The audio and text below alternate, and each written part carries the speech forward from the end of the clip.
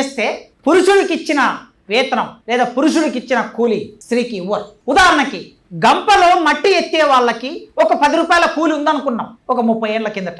పారబట్టి గంపలోకి మట్టిని ఎత్తేవాడికి 15 రూపాయలు ఉంటుంది. మరి అదే స్త్రీ పారబట్టి గంపలోకి మట్టి ఎత్తింది అనుకోండి, ఆ 15 రూపాయలు ఇస్తారా? ఇవ్వరు, 10 రూపాయలే ఇస్తారు. హైదరాబాద్లో నేను ఇంటర్మీడియట్లో ఎండాకాలం సెలవులు వస్తే మట్టి పని చేసుకునేది. రోజు కూలి 15 రూపాయలు ఉండేది ఆ రోజుల్లో. నేను 1994 సంగతి చెప్తున్నా మీకు, 30 ఏళ్ల కిందటి సంగతి. రోజు కూలి 15 నుంచి 20 రూపాయలు ఉండేది. ఎండాకాలం సెలవులు వచ్చినప్పుడు పని చేసుకుంటే 200-300 వస్తే ఆ 200-300తో 2 డ్రెస్సులు కొనుక్కొని కాలేజీకి వెళ్ళేది.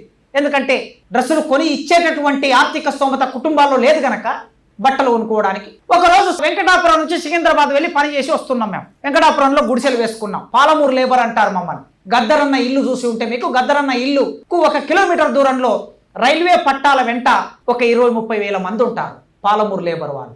అక్కడుండి సికింద్రాబాద్లో పని చేయడానికి వెళ్ళాం. నాకు వరుసకు అక్క అయ్యేటటువంటి ఆమె, ఇద్దరం వెళ్ళాం. నేను పని చేసేది పార పని, పారబట్టి మట్టి ఎత్తుతాను, ఆమె మట్టి మోస్తుంది. ఆమె కూలి 15 రూపాయలు, నా కూలి 20 రూపాయలు. వయస్సులో నాకన్నా 10 ఏళ్ళు పెద్దదాన్ని. సరే ఇద్దరం బస్సులో వచ్చాం. బస్సులో మళ్ళా సాయంత్రం వెళ్ళేటప్పుడు చాలా అమాయకంగా కండక్టర్ వచ్చినప్పుడు ఆమె టికెట్ తీసుకున్నది. ఇద్దరికి టికెట్ తీసుకున్నప్పుడు 4 రూపాయలు, నాకు 4 రూపాయలు, ఆమెకు 4 రూపాయలు. ఆమె ఏమడిగింది కండక్టర్ అంటే, వీనికి 20 రూపాయల కూలి, నాకు 15 రూపాయల కూలి, మరి టికెట్లో నాకు 2 రూపాయలు, ఆయనకు 4 రూపాయలు ఉందా అని అడిగింది కండక్టర్. ఉండదు కదా, ఇద్దరికి 4 రూపాయలు. మరి శ్రమలో ఎందుకు దోపిడీ అంటే, భారతదేశంలో ఉపరితలంలో ఉండే విషయాలు, ఉత్పత్తిలో పునాదిలో ఉన్న విషయాలను నిరంతరం ప్రభావితం చేస్తూ ఉంటాయి. అందుకే ఆ ప్రభావితం చేసే సంస్కృతి, ఉపరితలంలో ఉండే సంస్కృతి పునాది అంశాలను ప్రభావితం చేస్తుంటుంది. కనుక పునాది మార్పుకు ఒక గాయకుడు వచ్చి పాట పాడితే, అంటే ఆర్థిక సంబంధాల్లో మార్పు తీసుకురావడానికి, భూమి పంపకాలు జరగడానికి, దోపిడి పోవడానికి, విప్లవ సక్సెస్ కావడానికి వర్గ పోరాటంలో ప్రధానమైన భూమిక పోషించేది కవులు, కళాకారులు, రచయితలు. అట్లనే నేను వర్గ పోరాటానికి నాయకత్వం వహిస్తున్న నాయకులు తక్కువ చేస్తున్నా అనుకోకండి.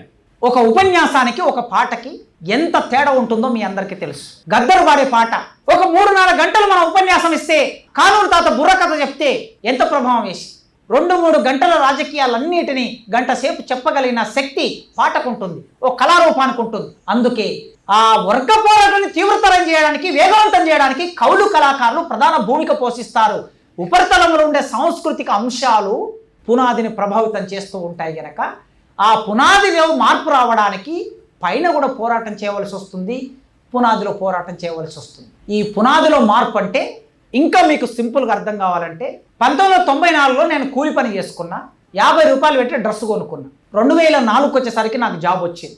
2004లో నా ఆర్థిక పరిస్థితి మారింది. నెలకు 15,000, నా మొదటిసారి 13,030 రూపాయలు అసిస్టెంట్ ప్రొఫెసర్గా చేరినప్పుడు. ఇప్పుడు నేను ఎలాంటి డ్రెస్ కొంటాను? నా కల్చర్లో భాగమైన నేను తినే తిండి మారుతుంది, నేను ఉండే ప్రాంతం మారుతుంది, నేను కట్టే బట్ట మారుతుంది, నేను పెట్టే స్పెడ్స్ మారుతుంది, నా భాష మారుతుంది, నా ఆంగిక అభినయం మారుతుంది, మొత్తం నా చుట్టూ ఉండే సంబంధాలు కూడా మారిపోతాయి. ఎందుకు మారాయి?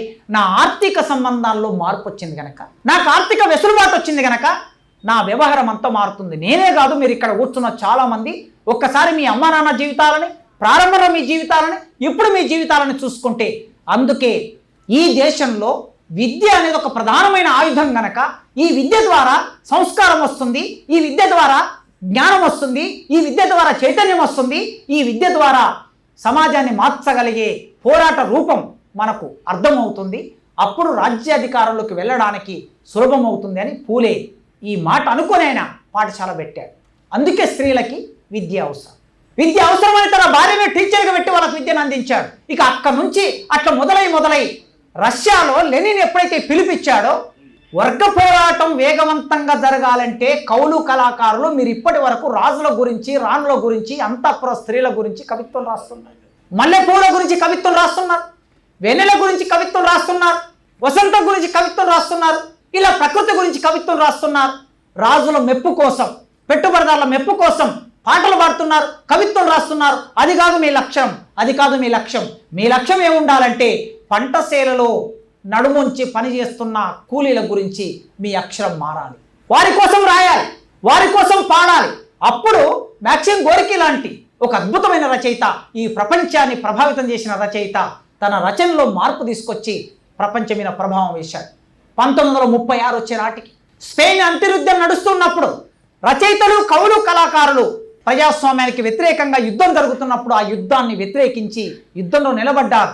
ఒక కవి రచయిత ఏమవసరం అండి, స్పెయిన్లోకి వెళ్ళి అక్కడ అంతర్యుద్ధం ఏర్పడితే ప్రజాస్వామ్యాన్ని రక్షించాలనే ఏకైక లక్ష్యంతో అక్కడికి వెళ్ళి తుపాకీ పట్టుకొని సాయుధ పోరాటం చేసి ఆ యుద్ధంలో మరణించాడు. అంటే సమాజాన్ని సజీవంగా ఉంచడానికి, ప్రజాస్వామ్యంగా ఉంచడానికి కవుల పాత్ర, కళాకారుల పాత్ర చిన్న పాత్ర కాదది. మన దగ్గర నుంచి నెహ్రూ ఆనాడు ప్రేమ్చంద్రు పంపించారు ఆ పోరాటంలో భాగం కావడానికి.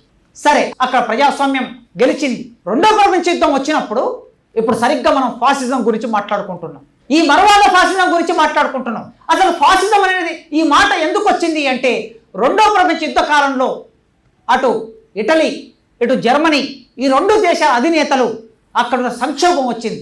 ఏం సంక్షోభం వచ్చిందంటే విపరీతమైన నిరుద్యోగం. ఆ రెండు దేశాలు తినడానికి తిండి లేక ఎవరి చేతిలో అయినా ఒక బన్ను కనిపిస్తే ఆ మనిషి మీద దాడి చేసి బలవంతుడైన వాడు లాక్కోవటం. జర్మనీ ఇటలీ అనే రెండు దేశాలు సామూహికంగా ఇళ్ల మీద పడి ఇళ్లను దోచేసుకోవటం, స్త్రీల మీద అఘాయిత్యం చేయటం, హత్యలు చేయటం, ఇట్లాంటి ఒకనొక సందర్భం, ఆర్థిక వ్యవస్థ చిన్నభిన్నం అయిపోయిన సందర్భంలో పెట్టుబడిదారులు తమ అవసరం కోసం, తమ ప్రయోజనం కోసం కొద్దిమంది నాయకుల్ని ఎవాల్వ్ చేస్తారు, ముందుకు తీసుకొస్తారు. ఇప్పుడు మనం చూస్తున్నాం, మనం ఓట్లేస్తే నాయకులు రావడం కాదు. ఈ దేశంలో అంబానీ ఆదాని అనుకుంటే నాయకులు వస్తారు. మనం అనుకుంటే కాదు, వాళ్ళు అనుకుంటే టీవీలన్నీ, యూట్యూబ్లన్నీ, మీడియా మొత్తం రాత్రికి రాత్రి ఒక నాయకుడిని ముందుకు తీసుకొస్తుంది. 2014లో మనందరికీ ఎరుకనే విషయం. 2014 నాటికి ఇవాళ దేశ అధినేత ఎక్కడున్నాడు? ఒక రాష్ట్రంలో ఉన్నాడు. ఒక రాష్ట్రానికి ముఖ్యమంత్రి మాత్రమే. ఆ దేశ అధినేత మీద అమెరికా లాంటి దేశాలు ఆంక్షలు విధించాయి. మా దేశంలోకి రావడానికి నీకు వీసా నిరాకరిస్తున్నామని అన్నాయి. 2013 సంగతి చెప్తున్నాం మీకు. 14 నాటికి రాత్రికి ఒక నాయకుడు పుట్టుకొచ్చాడు. ఎట్లా పుట్టుకొచ్చాడు? ఒక రాష్ట్రానికి ముఖ్యమంత్రిగా ఉన్న వ్యక్తి దేశ నాయకుడిగా మారిపోయి 2014లో ప్రధానమంత్రి అయ్యాడు.